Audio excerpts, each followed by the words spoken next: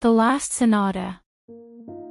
In a quiet corner of Vienna, between cobblestone streets and old brick buildings, stood a quaint music shop known as Harmonia. The shop was a sanctuary for musicians, filled with the scent of polished wood and the soft hum of well-tuned strings.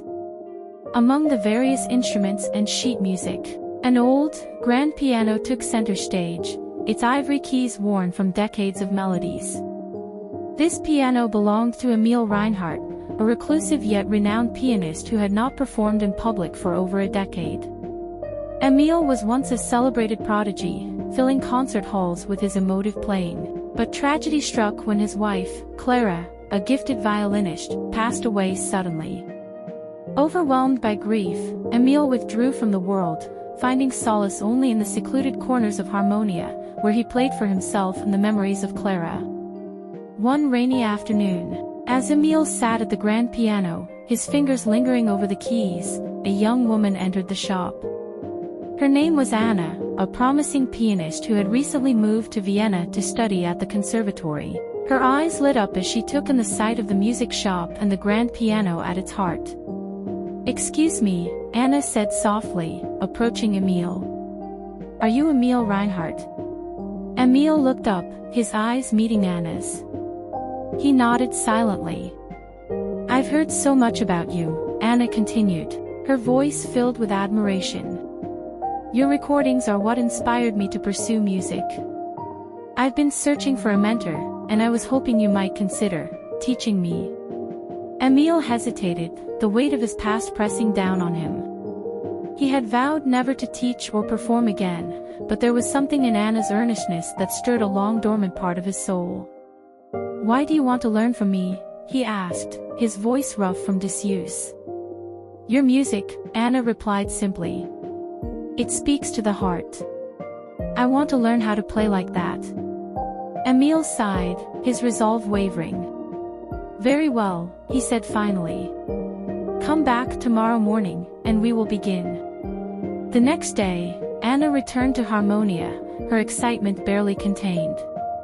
Emil began their lessons with the fundamentals, emphasizing the importance of technique and expression. Anna proved to be a dedicated and talented student, absorbing Emil's teachings with a fervor that reminded him of his younger self. As weeks turned into months, Emil found himself gradually opening up to Anna, sharing stories of his past and the love he once had for music. Anna, in turn, shared her dreams and aspirations, her presence bringing a new sense of purpose to Emil's life. One evening, as the sun set over Vienna, Emil and Anna sat at the grand piano, their hands moving in harmony over the keys. The melody they played was a piece Emil had composed long ago, a sonata he had written for Clara. The music flowed effortlessly, a bittersweet tribute to the love and loss that had shaped Emil's life. As they finished the piece, Emil turned to Anna, a newfound determination in his eyes. "There is one more thing I need to teach you," he said. "Something Clara and I dreamed of creating together. A final composition, our last sonata." Anna's eyes widened with anticipation. "I would be honored," she said. Over the following months, Emil and Anna worked tirelessly on the composition, pouring their hearts into every note and phrase. The piece evolved into a poignant and powerful sonata, capturing the essence of Emil's love for Clara and his journey through grief. The day of the premiere arrived, and the grand concert hall was filled with anticipation. Emil, dressed in his finest suit, took his place at the piano, Anna by his side. As the first notes of the sonata filled the air, the audience was transported into a world of emotion and beauty. For Emil, each note was a cathartic release, a way of saying goodbye to Clara and embracing the future. Anna played with a depth and maturity beyond her years, her music resonating with the audience and weaving a tapestry of sound that left everyone breathless. As the final notes of the sonata echoed through the hall, there was a moment of profound silence before the audience erupted into applause. Emil and Anna stood together, bowing to the crowd, their faces reflecting the culmination of their journey. Backstage, Anna turned to Emil, tears of joy in her eyes. Thank you, she said. For everything.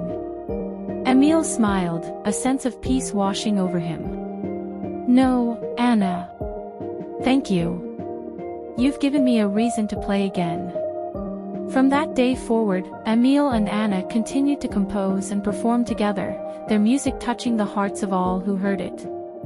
The last sonata became a symbol of their bond, a testament to the power of music to heal and transform. And in the quiet moments, when Emil sat alone at the grand piano in Harmonia, he felt Clara's presence, her spirit forever intertwined with the melodies they had created. The music lived on, a legacy of love and the enduring beauty of the human soul.